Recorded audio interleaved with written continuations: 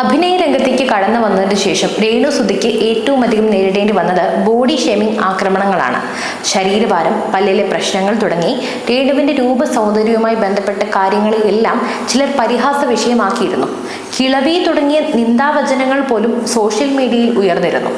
ജീവികളുമായി ഉപമിച്ച് പരിഹസിക്കുന്നത് പോലെയുള്ള അതിക്രമങ്ങൾ പോലും രേണുവിന് സഹിക്കേണ്ടി വന്നിട്ടുണ്ട്. എങ്കിലും ഇപ്പോൾ അവയെല്ലാം പിന്നിലാക്കി തിരക്കേറിയ ജീവിതത്തിലൂടെയാണ് രേണു ഇപ്പോൾ കടന്നു പോകുന്നത്.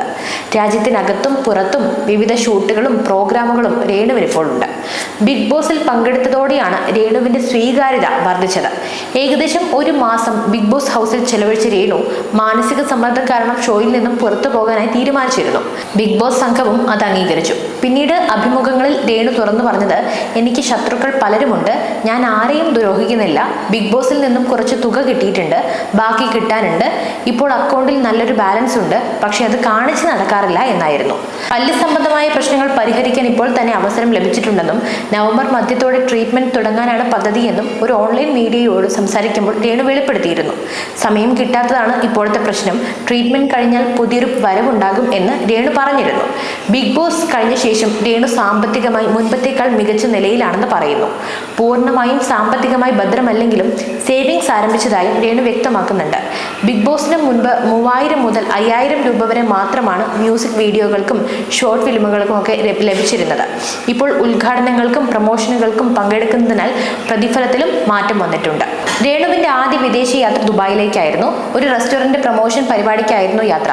എന്നാൽ ദുബായിൽ ബാറിൽ ഡാൻസറായി ജോലി ലഭിച്ചതായിട്ടാണ് അഭ്യൂഹങ്ങൾ പ്രചരിച്ചത്. എങ്കിലും രേണുവിനെ കാണാൻ എത്തിയവർ സമ്മാനങ്ങളുമായി എത്തിയിരുന്നു. വാച്ച്, റെയ്ബാൻ, സൺഗ്ലാസ്, ഡയമണ്ട് മാല, മോതിരം, വസ്ത്രങ്ങൾ തുടങ്ങിയവ.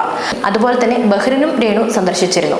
ഭർത്താവ് സുധിയുടെ മരണശേഷം മാതാപിതാക്കളെയും 2 മക്കളെയും സംരക്ഷിക്കുന്നത് രേണുവാണ്. കഴിഞ്ഞ 2 വർഷമായി കഠിനാധ്വാനവും ഉറക്കമില്ലാത്ത ദിവസങ്ങളുമാണ് ഇന്നത്തെ ആത്മവിശ്വാസം നിറഞ്ഞ ജീവിതത്തിന് പിന്നിൽ. ഇന്ന് രേണു സുധി പറയുന്നത് ഒറ്റ വാക്കിൽ ബോഡി ഷേമിങ്ങും പരിഹാസങ്ങളും മറികടന്ന് സ്വന്തം ശക്തിയിൽ മുന്നേറുന്ന സ്ത്രീയുടെ കഥയാണിതെന്നാണ്.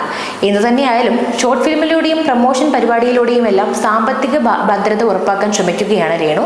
തുടക്കകാലത്ത് ഒരുപാട് ആളുകൾ വിമർശനങ്ങളുമായി എത്തിയപ്പോൾ രേണുവിനെ അത് മാനസികമായി ബാധിച്ചിരുന്നു. എന്നാൽ പിന്നീട് രേണുവിനെതിരെ ഉയർന്ന വിമർശനങ്ങളെ തെല്ലും വകവയ്ക്കാതെ മുന്നോട്ട് പോവുകയാണ് ചെയ്തത്. അടുത്തിടെ കൊല്ലം സുധിയുടെ അമ്മയുടെ അടുക്കൽ പോയ വീഡിയോ സമൂഹ മാധ്യമങ്ങളിൽ ഏറെ ശ്രദ്ധ നേടിയിരുന്നു. രേണു സാമ്പത്തികമായും ജനങ്ങൾക്കുമിടയിൽ സ്വീകാര്യതയുള്ള ആളായി മാറിയപ്പോൾ എല്ലാവരും അവർക്കൊപ്പം ഉണ്ടെന്ന തരത്തിൽ സംസാരമാവുകയും ചെയ്തിരുന്നു.